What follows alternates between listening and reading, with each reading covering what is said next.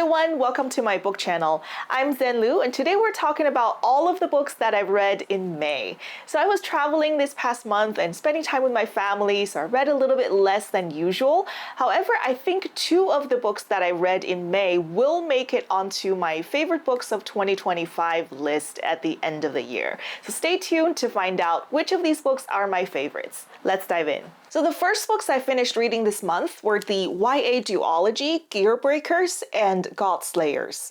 They are by Hana Mikuta, and this is a steampunk fantasy duology. This story is set in a fictional nation called Godslayers, where these 200 feet tall mechas are built, and they're kind of also worshipped as gods. So they help the nation keep a very oppressive, controlling rule over the people. And one of the main characters, Sona Steelcrest, is a pilot training at the Wind-Up Academy. So these pilots would go inside the mecha and control them and pilot them. She has been physically modified to help her connect with the mecha once she is inside and control them. There's a panel on her arm that can be opened and reveal a lot of wiring running through her body that can then be connected directly with the mecha. And she also has an artificial eye that constantly glows red. While the nation of Godslayers is protected by a wall, everything outside of this wall is considered Badlands,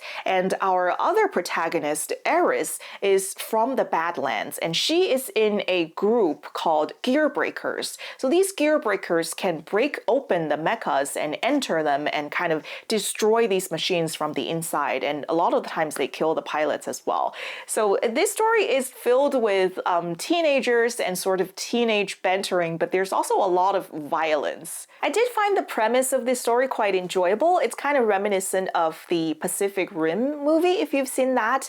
There's these massive machines that are quite fun to imagine, and there are like different types within them. I think there's kind of like a video game quality to it. There are like berserkers and paladins, and these machines just like shake the ground that they walk on, and some of them can fly. But as I read more into the story, I did feel like it was probably intended for a younger demographic than I am.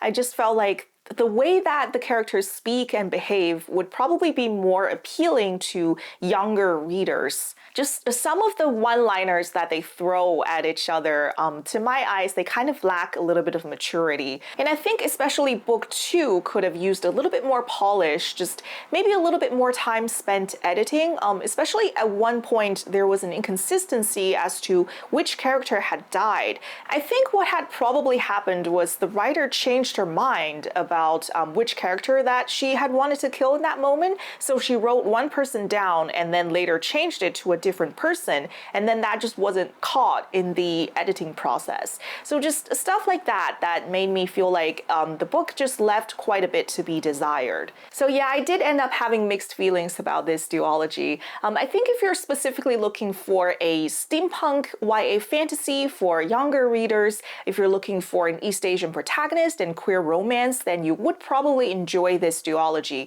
But yeah, I did feel like it was not for me. A Sorceress Comes to Call by Kingfisher. This is a fantasy story published in 2024 that was nominated for the Hugo for this year, so I was very excited to check it out. And also I've wanted to read Kingfisher for quite a while, so I borrowed this book from Libby and I listened to the audio version of it. This is the story of Cordelia, whose mother Evangeline is a very beautiful sorceress, and she has this power to make others obedient, and she has done this to Cordelia before, where she just kind of has total control over Cordelia, over whatever she says and does. So Evangeline took Cordelia with her to this wealthy squire's house, and she was trying to use her beauty to like entice the squire into marrying her to secure an advantageous marriage. But the squire has a sister called Hester that kind of saw through Evangeline's plan, and she decided to enlist a few friends to try to stop her. So that kind of is the entire scope of the story, just Evangeline scheming for this marriage, and then Hester and her few friends trying to stop her. And I think for that reason, I found this story a little bit disappointing. I think just when I heard that this was a fantasy story, I was expecting, kingdoms and sophisticated magic systems and powers and dragons and that kind of thing. And this is not that type of a story. So really the only, I guess, fantastical element is just this one sorceress and her power. Although it did have some like horror and murder mystery type of element. So if you enjoy that kind of a story, this could be an enjoyable read. Also, I feel like I didn't really enjoy the narrative voice of Cordelia. It's just she is very anxious and you could feel her anxiety throughout most of the narrative. I guess in that sense, the author did a good job of diving into the character's emotions and really showing you how anxious she is. But I guess just at the moment, I'm not really looking for a story told through a teenager who is just constantly afraid of her mother and worried about what her mother was going to do to her. That being said, I do feel like the author did a good job with the pacing of the story. You do feel like this constant sense of danger and suspense, and Evangeline is like a very formidable foe, and you do feel like it's very difficult to thwart whatever she's trying to do. And I do plan on checking out more works by this author. I'm curious to see whether she has written something else that's maybe a more expansive and well flushed out kind of premise with more world building to it. Beasts of a Little Land by Juhea Kim. This story is set in Korea, spanning the 1910s all the way to the 1960s, so it both covers the period between 1910 and 1945, when Korea was an undivided peninsula all under Japanese rule, and then after the end of World War II, it was divided between North Korea and South Korea, because the North was controlled by the Soviet Union and the South was controlled by the United States. This story begins in 1917, deep in the snowy mountains of Korea, when a hunter who is on the brink of starvation saves a Japanese officer from a tiger attack. And to express his gratitude, the Japanese officer Yamada gave the hunter Nam a silver cigarette case. And this gesture linked their fate together for decades to come. And in a different corner of Korea, a young girl called Jade was sold into a courtesan house, and she befriends the courtesan's daughters Lotus and Luna, and after a traumatic event, the three of them were sent to Seoul, where Jade met Jong-ho, who is an orphan on the streets of Seoul. Meanwhile, the Korean people are fighting for independence from Japan, so we see a lot of the main characters being swept into the fight for independence. They're printing flyers, they're joining protests, and the Japanese military was also getting more greedy and more ambitious and trying to escalate their war against China, so the whole world is kind of slowly inching towards World War II. And the historical background completely comes alive in this story, in how the fight for independence and the impending World War is impacting the daily lives of these characters that we really grow to care about, because the author did such a great job with the character development and just diving into the inner worlds of these characters,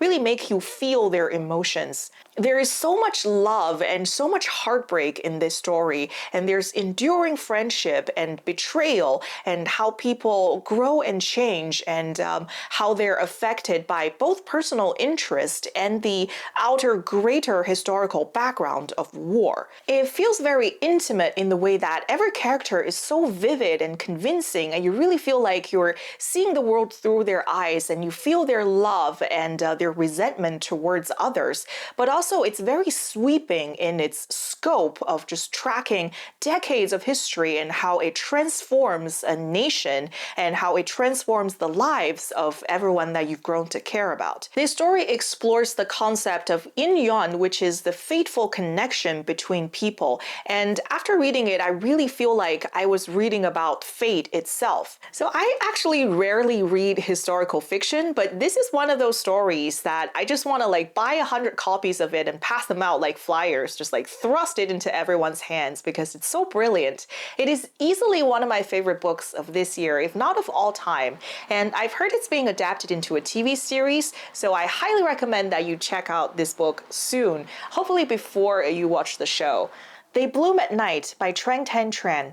This is a brand new book published in 2025, and I must say this is one of the best, most beautiful cover designs I have ever seen. This is a story set in Mercy, Louisiana, where after Hurricane Arlene, a red algae started appearing in the water and it absolutely seeps into everything. And people are also disappearing, so there's rumor that there's a monster that's hunting in the waters. The main character of this story is a Vietnamese girl called Noon. She and her mom catch shrimp on their family's trawler called Wild Things, and they are kind of deeply indebted to a guy called Jimmy Boudreau, who owns a gator swamp tour and emporium. And Jimmy wants Noon and her mom to somehow catch this monster, otherwise he's gonna take their boat. And Jimmy's daughter Covey becomes friends with Noon and she comes along on this monster hunting trip. This author also did a great job of crafting a very vivid cast of characters, from Noon and her family and her friendship with Covey,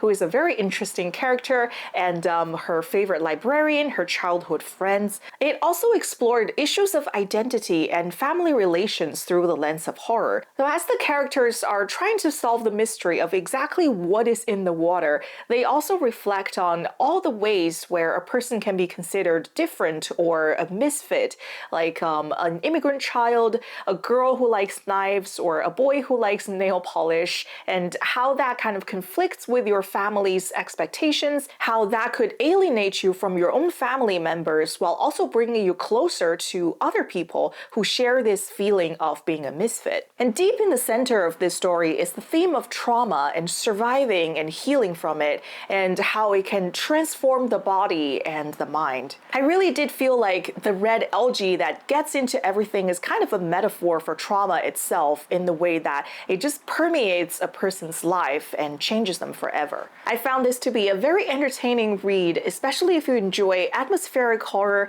and the themes of family and found family, and also trauma and healing from trauma. Snowflower and the Secret Fan by Lisa C. So Lisa C is quite an important name in the AAPI fiction space, and I have heard of this author for quite a long time. I've always wanted to read her work, and I think Snowflower and the Secret Fan is probably her most well-known. This story is set in 19th century China, where a girl called Lily was born into a peasant's family. She was matched with Snowflower, and they became a pair of sisters called Lao Tong, or Old Sames, meaning that they have the exact same birthday, and many other things in their lives are considered to be perfect match for each other. So this match was made by a matchmaker, and this sisterhood, this maid sisterhood, is supposed to be an even stronger connection than that of a husband and wife, especially in an arranged marriage in traditional cultures.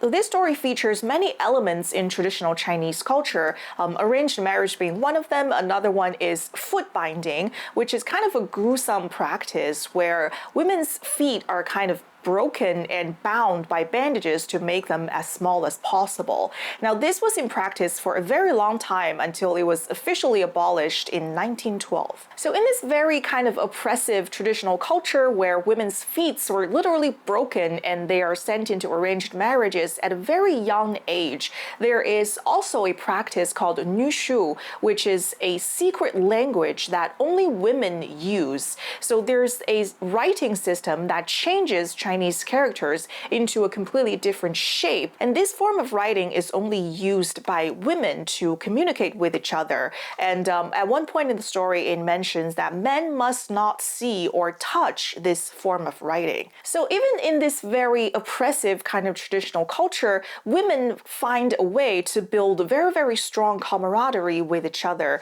and they have this secret voice that they use to communicate with each other. I think this is a very important piece of writing that introduces these traditional culture elements and like historical facts to a Western audience that may not otherwise know about it, but I did find it to be maybe more informative than it is enjoyable. Because just seeing how women are treated in this historical setting, just being subject to foot binding that carry a risk of death because it could lead to blood poisoning, and also just seeing them being forced into these arranged marriages where they're constantly told to obey their husband and only sons are valued. It's just overall the atmosphere was a little bit depressing. However, it does really make you appreciate, being a modern woman and just having more freedom and more options. And also just the strength of this sisterhood between Lily and Snowflower is very fascinating, and it's always heartwarming to read about these very strong friendship and camaraderie between characters. And there might even be a hint of a little bit more than friendship going on between these two characters, but I will leave that to your interpretation if you decide to read this story for yourself. How High We Go in the Dark by Sequoia Nagamatsu.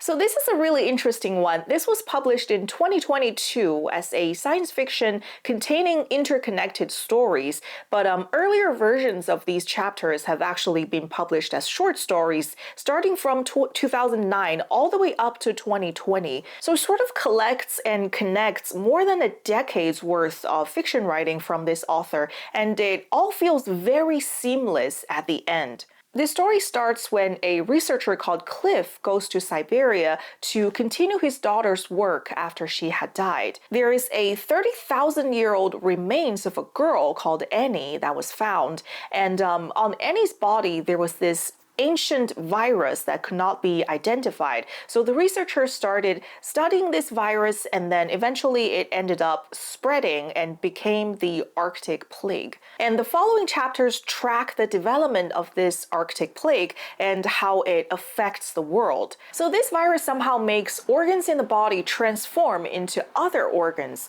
For example, hearts would start growing lung cells. And as you can imagine, this is very deadly because organs in the human body can no longer fulfill their original purpose, and there was also no cure. So then as this virus kind of rages on throughout the world, the funeral business began booming. For example, the City of Laughter in chapter 2 is a euthanasia park where children who are ill with the plague are sent to have one last ride of their life rather than dying in a hospital plague ward. And there are also elegy hotels, businesses that would preserve people's tattoos, and business that would find alternatives to cremation and find creative ways of burial. I felt that the fictional progression of the world was very convincing in this story. Like, it would make a lot of sense when death was so inevitable and so pervasive that this kind of funereal business booming would become a thing in the world. And the author also writes love and grief very, very well. Like what it's like to know that your child is sick with the plague and there's no cure, and that they are kind of heading towards a certain end, and what it's like to say goodbye to your parents after a lifetime of kind of troubled relationship with them, and what it's like to fall in love with someone who you know is facing certain death. And as you're loving them, you're also mourning them at the same time. So even though this story has this highly fictional, like verging on impossible kind of premise, at its core, it's a very human story. Ultimately, it's about family and love, and it's about loneliness and grief, and trying to hold on to hope when you feel like death is all around you, and it really seems like the world is hurtling towards its end. And I really do feel like the best kind of science fiction stories are stories like this, like stories that are ultimately about humans. And it's not necessarily some kind of technical jargon or space travel mechanism that makes the science fiction story memorable and enjoyable to me.